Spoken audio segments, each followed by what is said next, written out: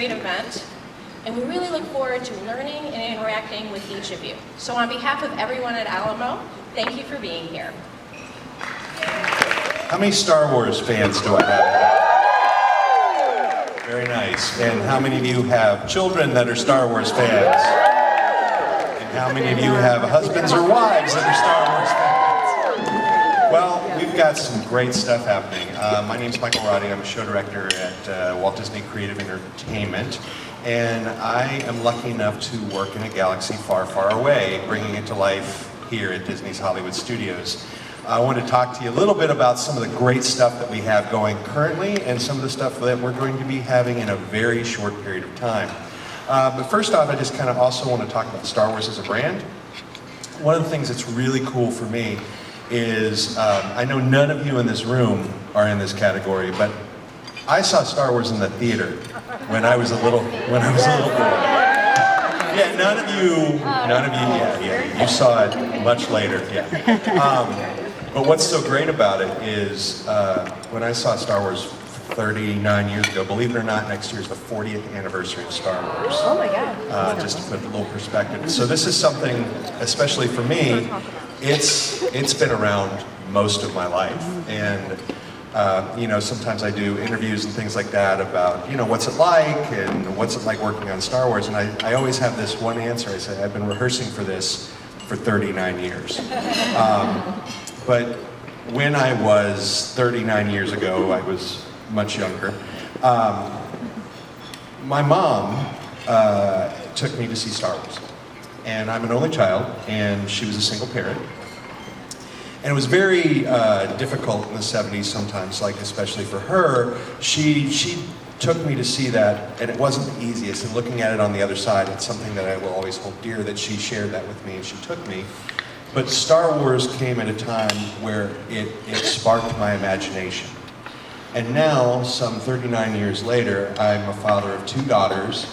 And one of the coolest things about Star Wars is I get to share that with my kids.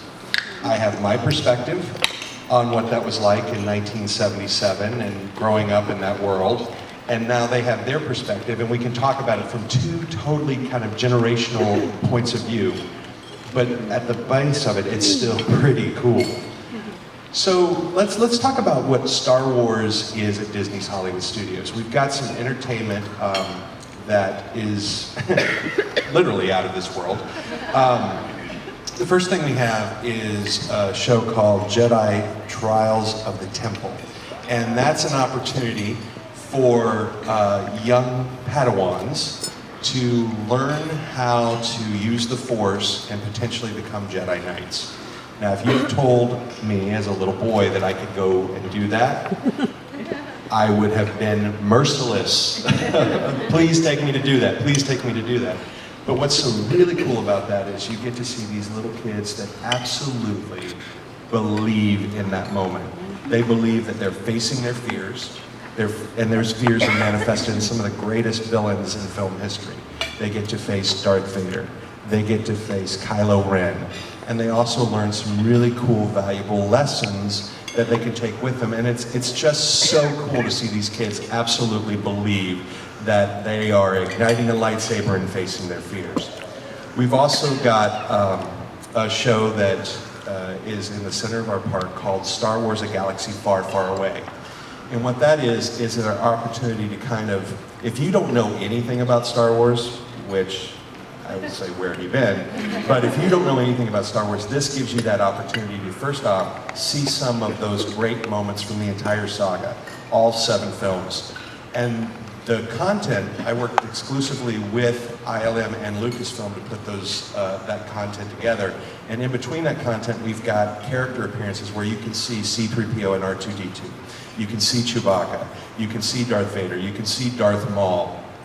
They all arrive and they have these great kind of stage moments, which is really cool, along with pyrotechnics and special effects.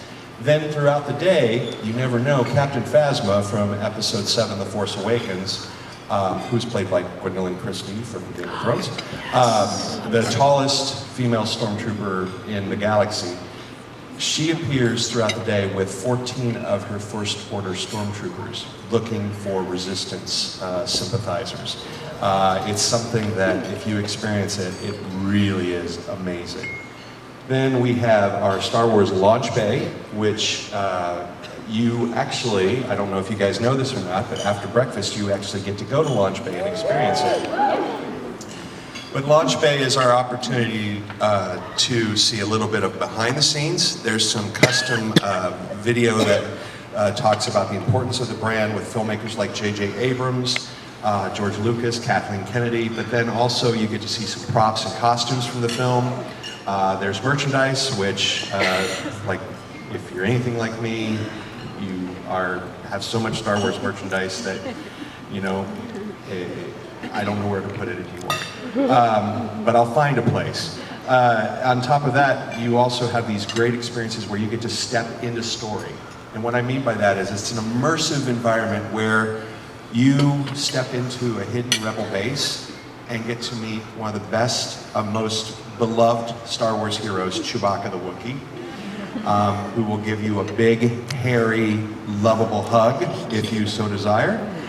Or on the other side, you can step onto the bridge of a Star Destroyer and experience what it's like to come face to mask with Kylo Ren.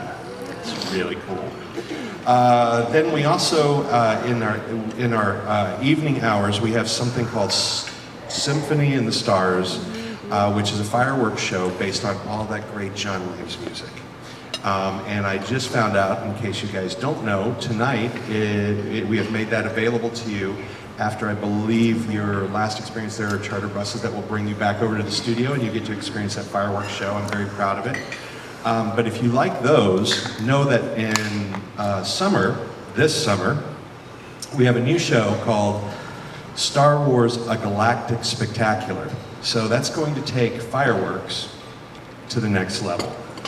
Right now, it's an 8-minute show, and we're very proud of it. We're taking that and then firing more pyrotechnics, some of the biggest pyro that we've ever fired in the 27-year history of Disney's Hollywood Studios.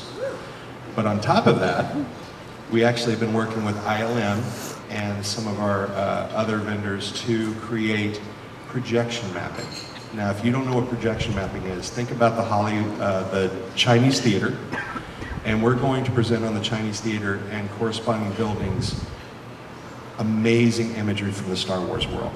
So you will actually see scenes, you will see custom animation that we're building for this show on those buildings. We'll also have lasers, we'll have practical pyrotechnics, we'll have, I didn't even know this existed, but I was just told it's now no longer 7.1, it's now 8.2 surround sound. By the time we open the show, it'll probably be 10.4. But what that means is you actually will hear the iconic sounds. You'll hear the TIE fighters fly around the space. You'll hear blaster fire. You'll hear Star Destroyers.